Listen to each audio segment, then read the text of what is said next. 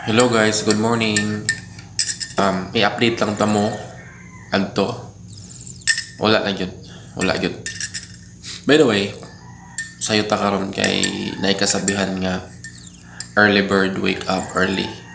Lain ang utana, unsa nga mga tools ang ilhanan nga ma-monetize na ka.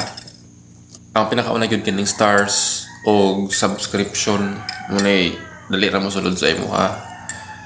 And then mosunod na dayon na ang ads on reels, sunod in-stream ads o monetization beta mo na ang mga tools nga ma-monetize ka. And naay tools nga mga bag-o ni Meta pero wala pa ta naka balo or basin wala pa sa ato sa Pilipinas. Pero naay tools nga mas pinakadali ka ma-monetize dali ra ang kining mechanical tools o kining electronic tools.